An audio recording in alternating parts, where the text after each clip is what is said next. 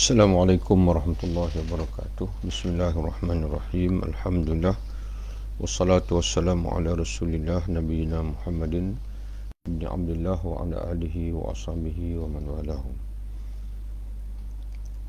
Makna dengki berikut akibat-akibatnya dan keutamaan pemaafan dan lemah lembut. Ketahuilah bahawa kemarahan apabila harus ditelan kerana ketidakmampuan untuk melampiaskannya seketika, maka ia akan kembali ke dalam batin dan menyelinap ke dalamnya lalu menjadi kedengkian.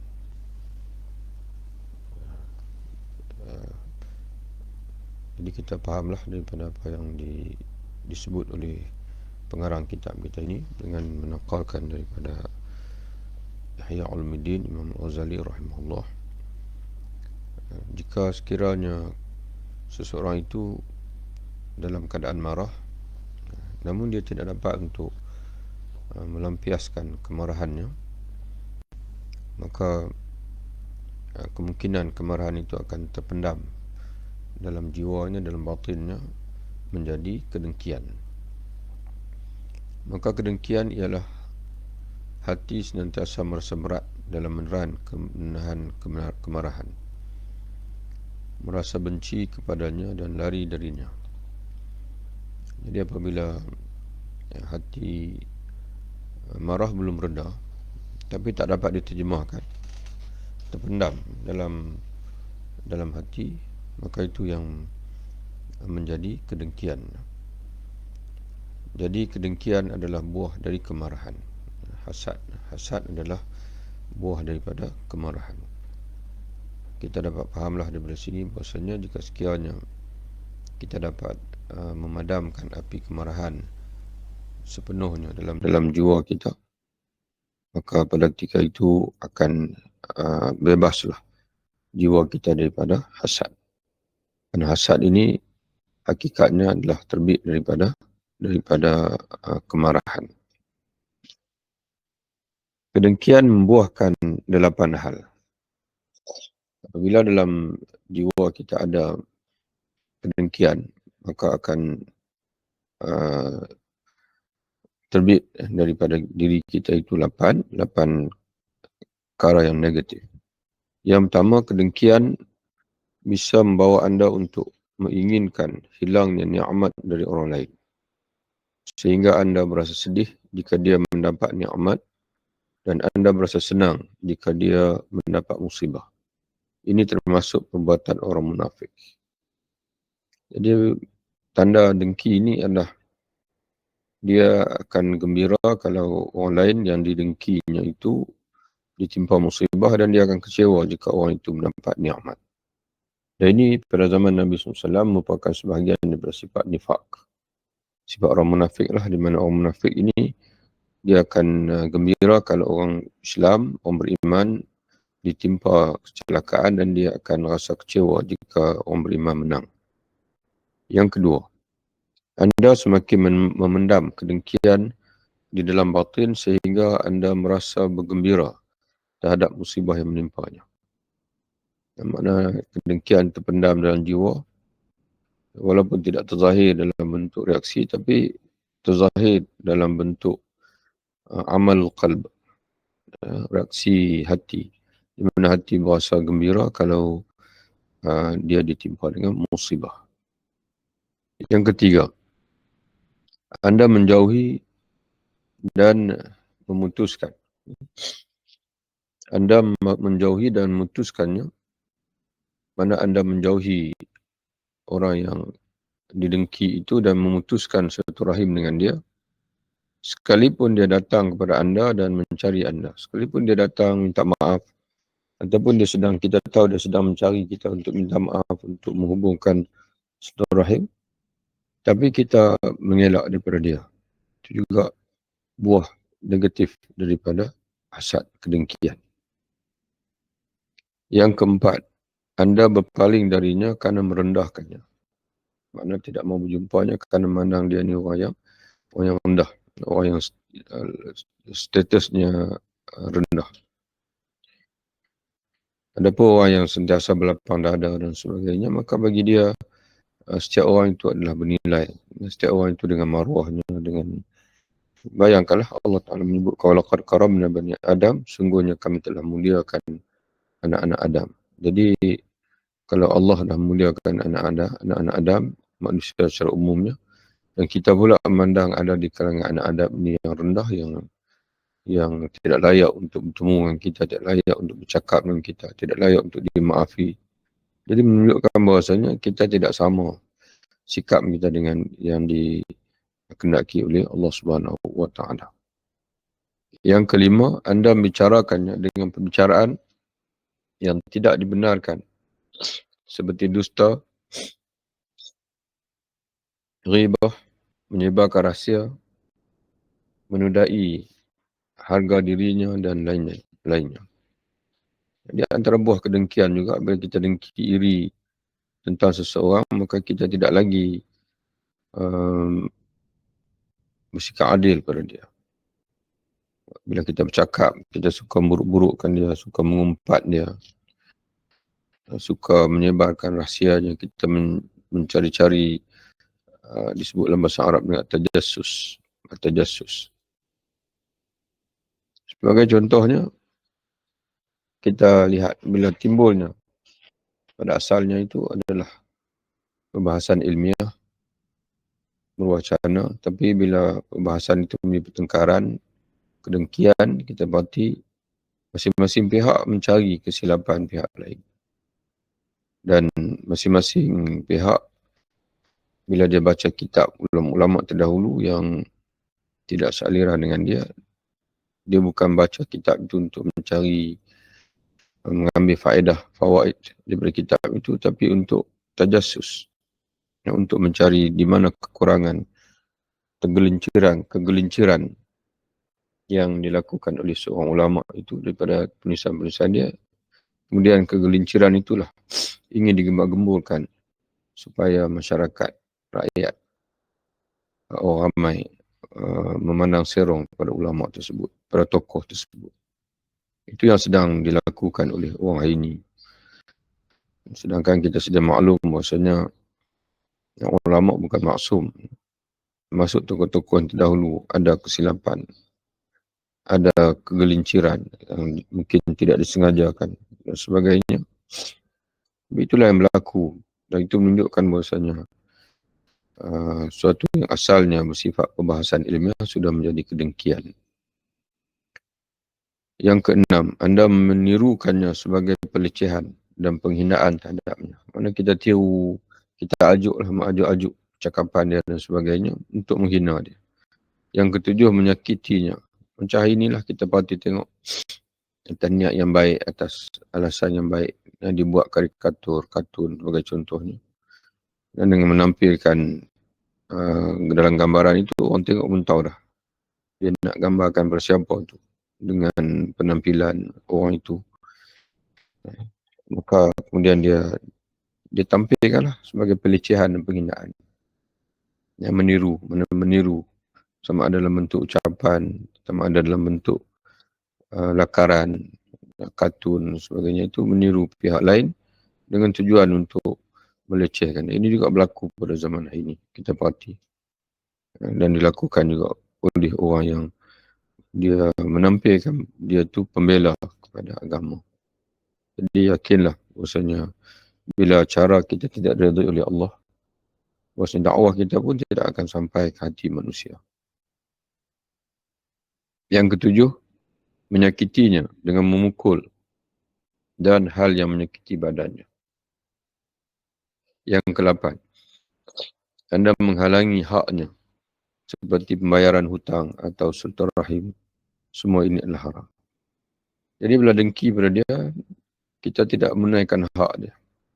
Kita ada berhutang dengan dia, boleh sebab kita marah kepada dia, kita bahasat kepada dia, jadi kita buat indah tak indah hutang yang sepatutnya kita bayar kepada dia.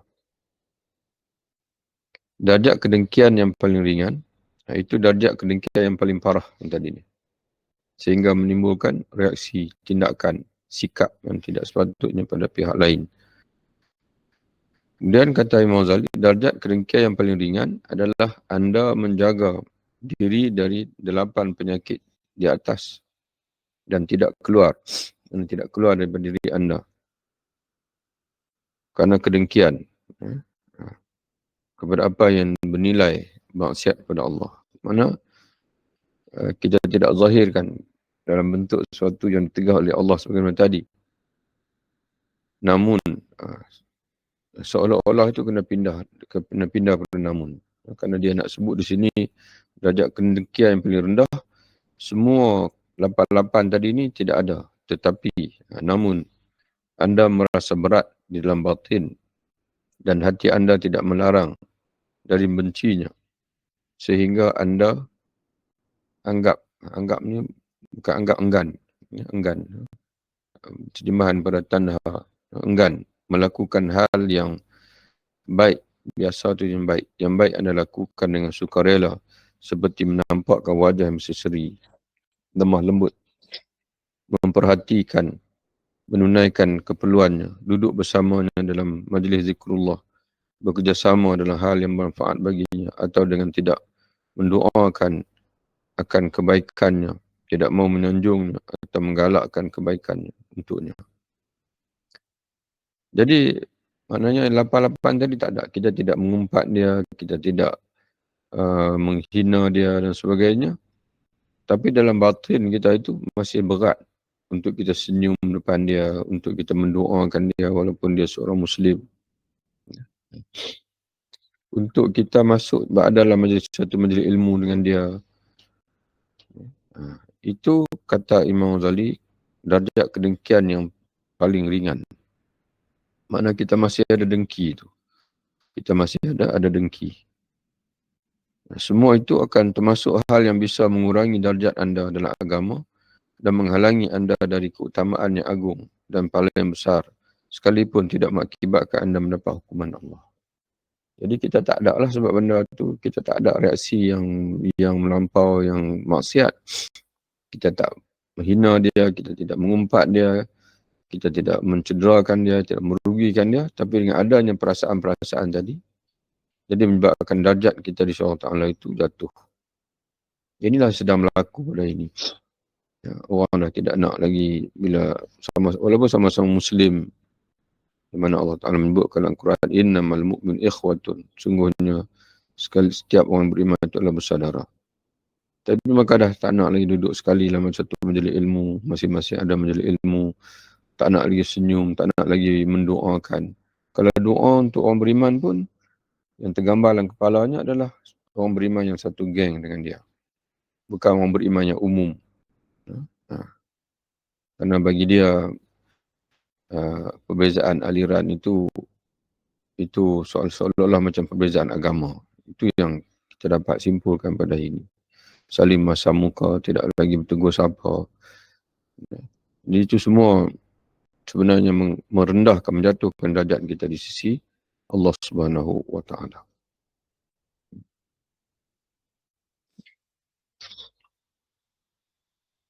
Ketika Abu Bakar bersumpah untuk tidak memberi santunan kepada Mistah,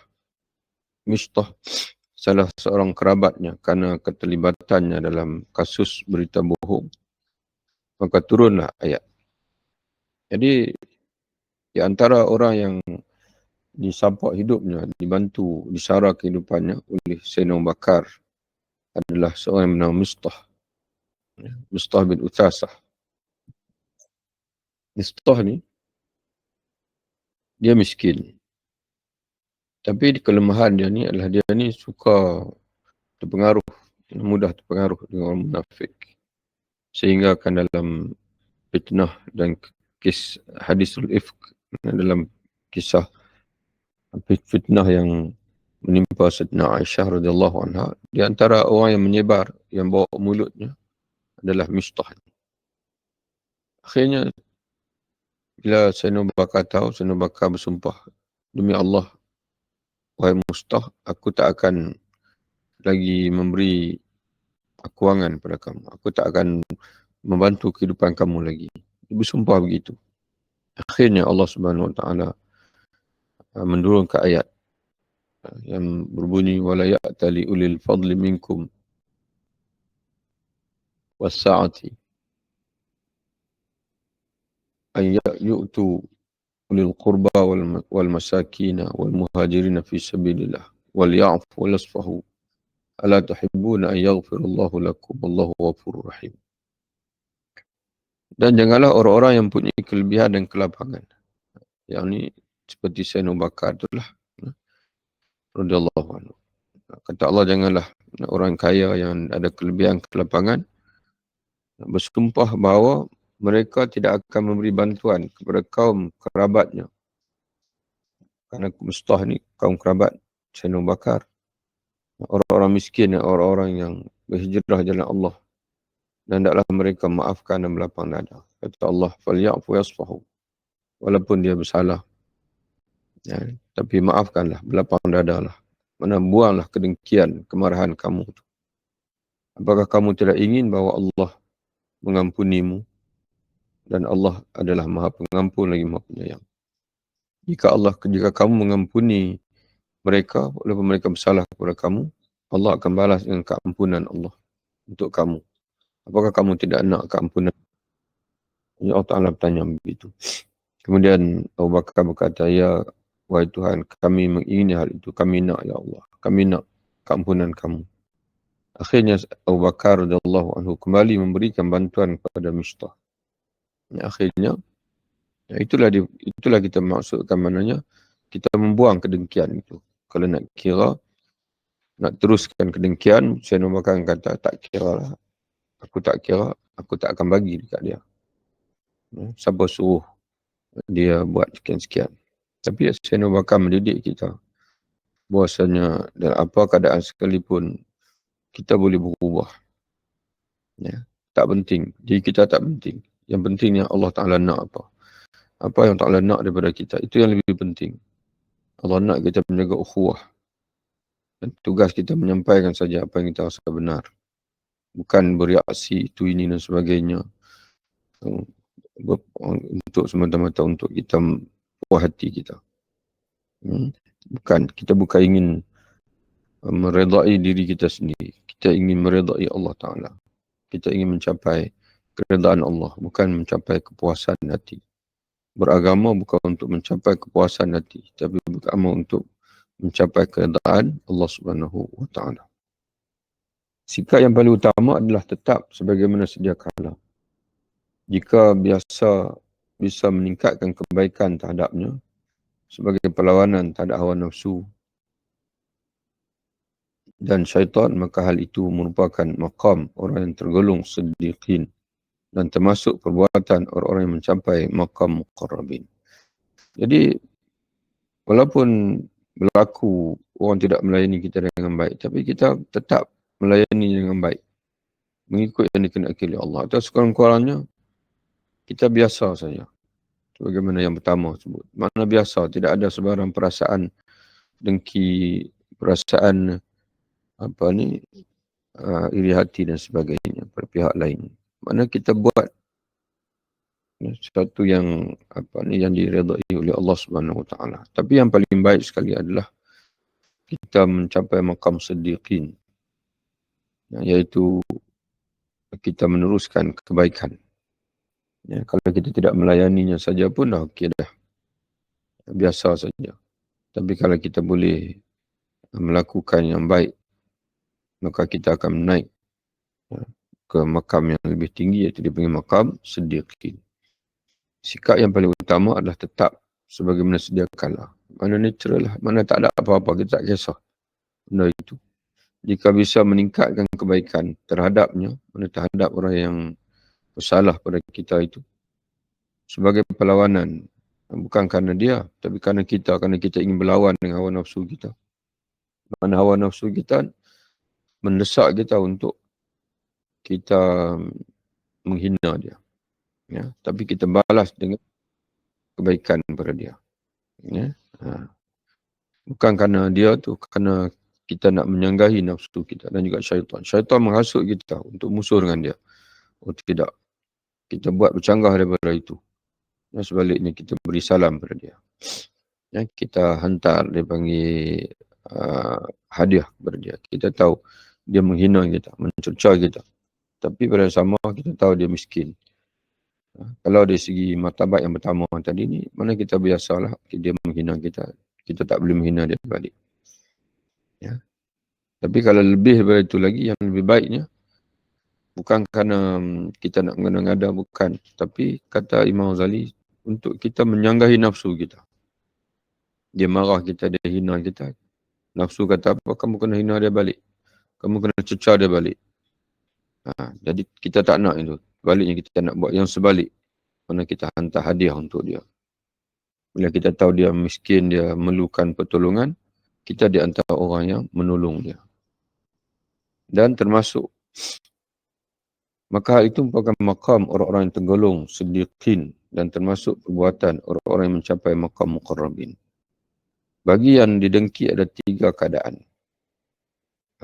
Kalau kita dimangsa kedengkian orang lain, kita boleh ada 3 keadaan. Kita boleh pilih salah satu. Yang pertama, menuntut haknya yang berhak didapatkan. Tidak lebih dan tidak kurang, iaitu keadilan. Mana tak boleh lebih. Mana kita minta hak kita lah. Kadar apa yang menjadi hak. Contohnya, bila dia memfitnah kita. Maka kita menuntut hak kita, iaitu nama kita dibersihkan. Kita boleh buat laporan polis, kita boleh dakwa dia di mahkamah untuk bersihkan kita. Tapi tidak boleh lebih daripada itu lagi. Tidak boleh lebih daripada itu. Yang kedua, berbuat baik kepadanya dengan memaafkan dan menyambung hubungan. Ini merupakan keutamaan. Itulah yang menjadi fadilah. Sebab itu yang diambil oleh Sayyidina Abu Bakar tadi. Kalau nak ambil yang pertama, sebagai contoh, Sayyidina Abu Bakar tadi, dia kata, okay, tak apa saya maafkan. Tapi saya tetap tak akan bagilah sumbangan pada Mistah itu. Kerana dia telah merosakkan nama anak saya, Aisyah radhiyallahu anha. Tapi Sayyidina Abu Bakar tidak. Dia mengambil pendirian walaupun Mistah telah melakukan kesilapan dan Allah Ta'ala perintahkan falyafu walfahu, maafkan dan juga damai dan buat. Tapi pada masa yang sama juga dia turut meneruskan bantuan yang dia biasa berikan kepada Mistah itu. Mana dia membantu orang yang pernah melakukan kesalahan dengan dia.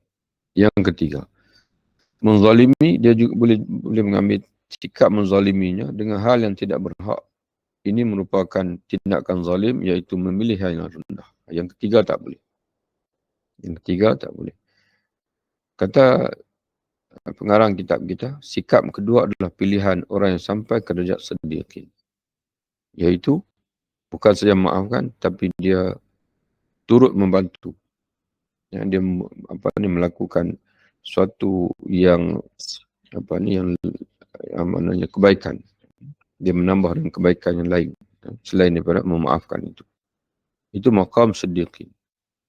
Mana orang yang mengenai kita, bukan saja kita memaafkan dia, bahkan bila dia susah pun tetap kita lah orang yang menolongnya tanpa kita mengingati lagi kesalahan yang pernah dia buat pada kita.